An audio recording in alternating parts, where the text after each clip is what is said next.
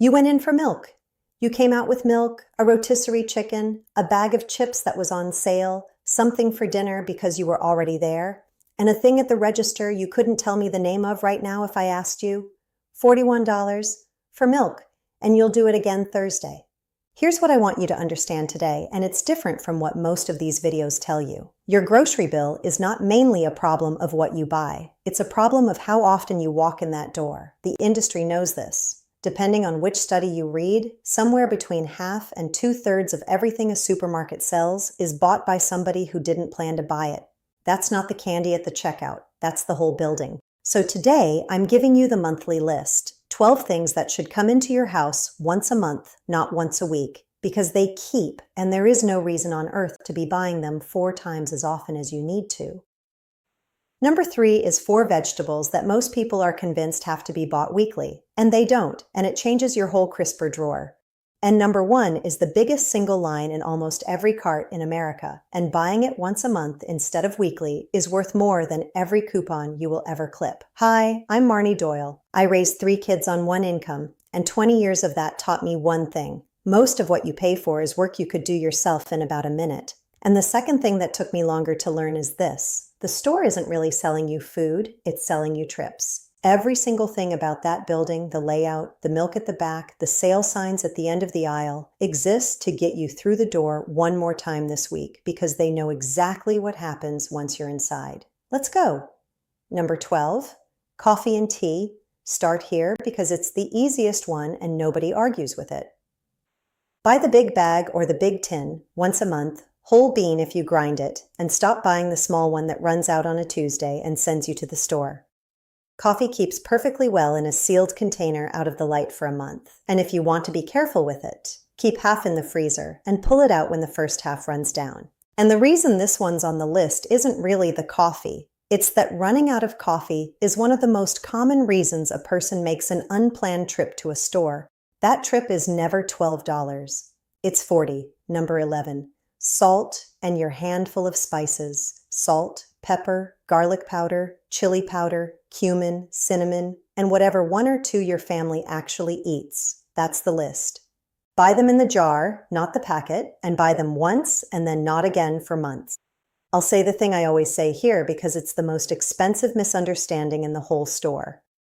A taco seasoning packet is salt, chili powder, and cumin in an envelope for $1.50, and it seasons 1 pound of meat.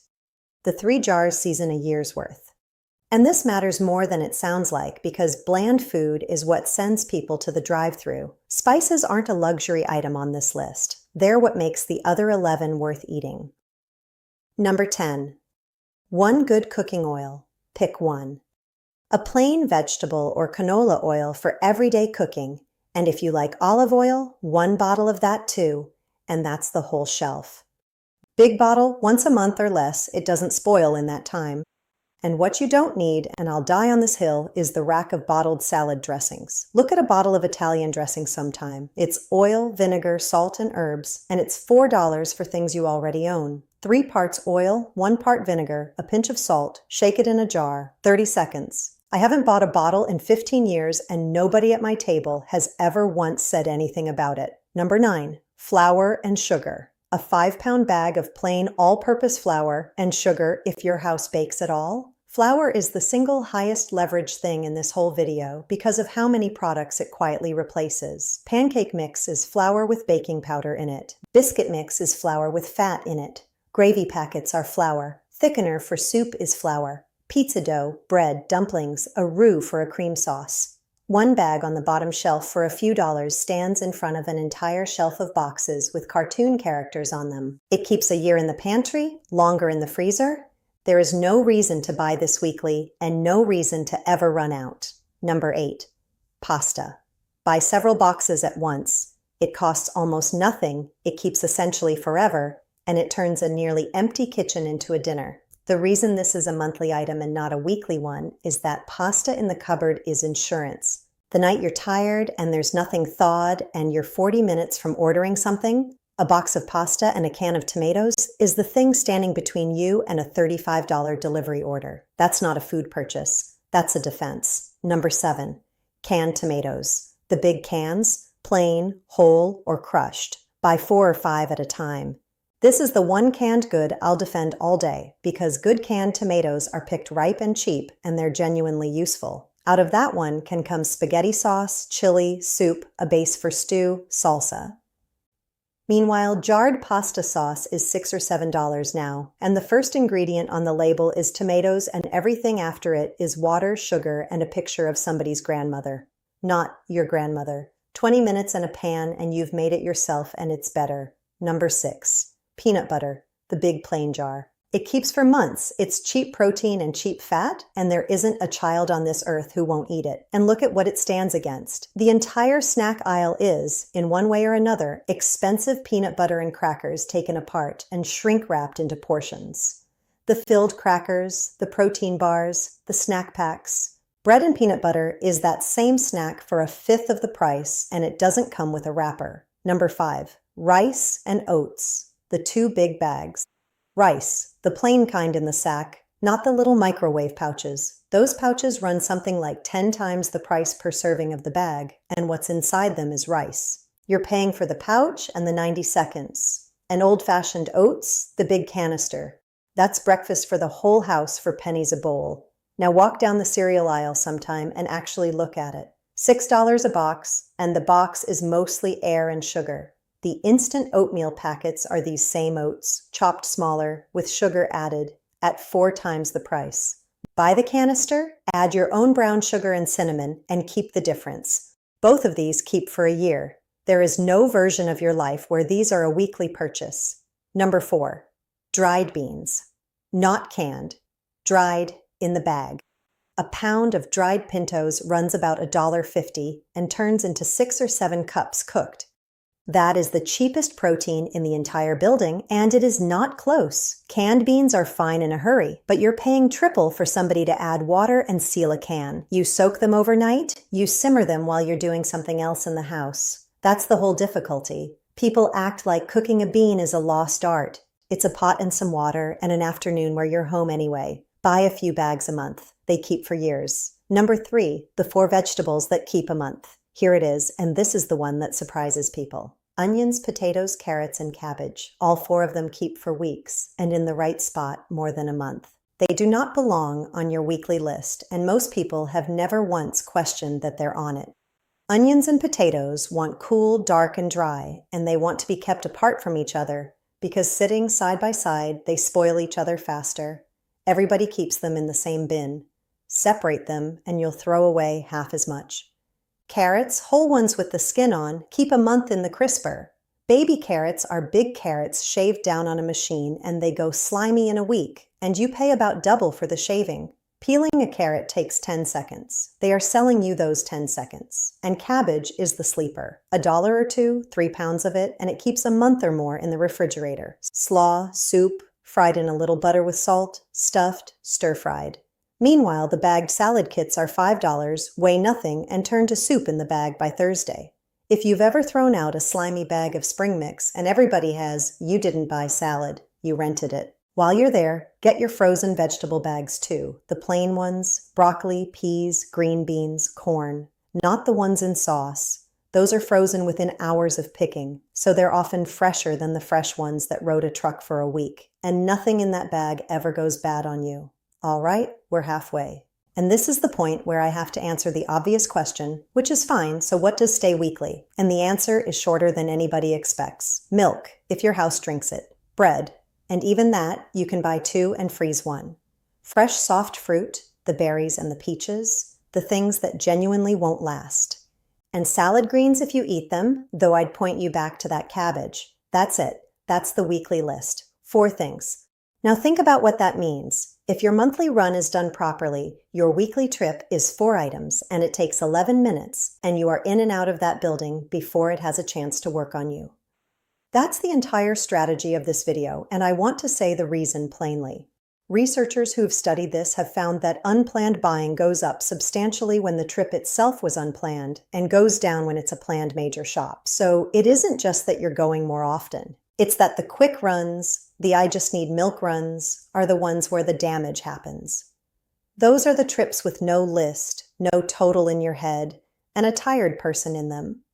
The monthly shop doesn't save you money because you buy in bulk. It saves you money because it kills the quick run. If you want more of this, the version where somebody explains why, instead of just handing you a list, go ahead and subscribe. Number 2, butter, block cheese, and eggs. 3 things. 1 trip, all of them keep far longer than people think. Butter keeps months in the freezer. Months. In the wrapper, in a bag, in the door, and it comes out exactly as it went in.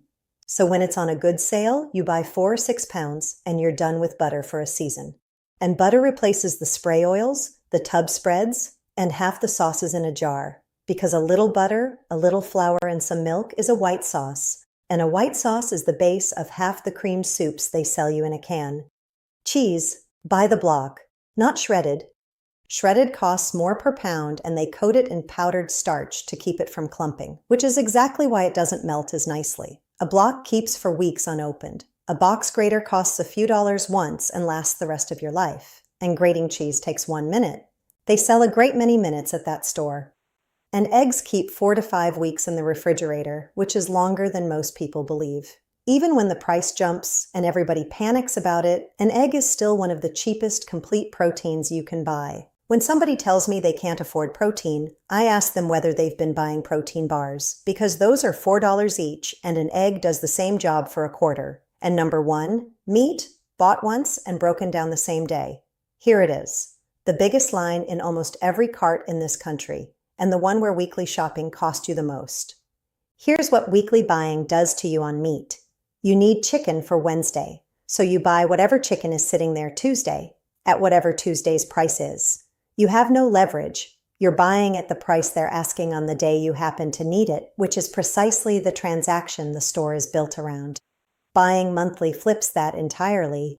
You buy what's on sale that week, not what you need that night. You buy the family pack instead of the 2-serving tray because you're not carrying it home to cook it, you're carrying it home to break it down. And you buy the whole cuts instead of the pre-cut ones because a whole chicken is often half the price per pound of boneless, skinless breast. And the difference is about 6 minutes with a knife. Then, and this is the part people skip, and it's the part that makes the whole thing work, you do it the day you get home, not tomorrow. The bags come in, the packages get opened, and everything gets portioned into meal-sized amounts, flattened, labeled with a marker, and put in the freezer. Flat, so it thaws fast, which is what keeps you from ordering takeout on a Tuesday. An hour, once a month. And I'll tell you what that hour is actually buying you, and it isn't only the sale price. It's that at 5 o'clock on any given evening for the next 4 weeks, there is already something in your house to cook. That is the whole ballgame. Nearly every expensive food decision anybody makes is made at 5 o'clock by somebody who has nothing thawed. Bones and trimmings go in a bag in the freezer. And when the bag's full, you put it in a pot with water and an onion end, and you've made broth. They sell that for $4 a carton, and it is water with a chicken memory. You were about to throw the real thing away, so that's the 12. Coffee and tea, salt and spices, oil, flour and sugar, pasta, canned tomatoes, peanut butter, rice and oats, dried beans, the 4 keeping vegetables, butter and cheese and eggs, and meat. Now, the other half of the title, what to stop buying, and I'll be quick. Stop buying anything that's been cut, shredded, portioned, or mixed for you. Pre-cut fruit, shredded cheese, minced garlic in a jar, salad kits, seasoning packets, pancake mix. All of it is a plain ingredient with 10 cents of work done to it and $3 added. The industry calls that value added, which is a lovely phrase for a value that got added to their side of the ledger and not yours. Stop buying single-serve anything. The little yogurt cups, the drink boxes, the snack packs, the microwave rice, you are paying for packaging by the ounce. Stop buying the just-in-case item, the second bottle of something you already have 2 of at home because you can't remember. That's not caution, that's a symptom of shopping too often to keep track. And stop buying bottled water if your tap is fine. It's the purest version of this whole video. It's the thing you already have, in a package, at a markup. Now here's the part I actually care about. Everything on my monthly list has one thing in common. It's a plain ingredient, and plain ingredients have thin margins. There's no money in a bag of beans. Take those beans, cook them, season them, put them in a microwave cup with a bright label, and now there's real money in it. That's why the flour is on the bottom shelf and the pancake mix is at eye level. That's why the whole chicken makes you bend down. That's why the milk is at the very back of the store, so you walk past 1,000 packages to reach the one thing you came for. And it's why the whole building is optimized to get you back in on Thursday. Nobody's cheating you. They're just very good at their jobs and they're counting on you being tired, which you are because you're a person. So don't overhaul everything. That never sticks and you know it doesn't. Here's the one thing. Next month, before your big trip, buy just 4 of these off the monthly list instead of the weekly version. 4. The rice, the beans, the oats, the flour, whichever 4 are easiest for you. Then see how many trips you actually needed that month. Do 1, just 1. See what the receipt says. And tell me in the comments, how many times did you go to a grocery store last week? Be honest, count the gas station and the corner store. Most people say 2, and it's really 4. And the other one I want to know, what's the thing you always run out of that sends you back to the store? Because that item, whatever it is for you, is costing you far more than it costs. I read every one of these, and half my best tricks came out of that comment section. Next time I'm taking number 1 from today and showing you exactly how I break down a month of meat in 1 hour, what goes in what bag, and how 1 whole chicken turns into 4 dinners plus a pot of broth. People keep asking for it, and it deserves its own video. It's easier than you think. It always is. I'll see you then.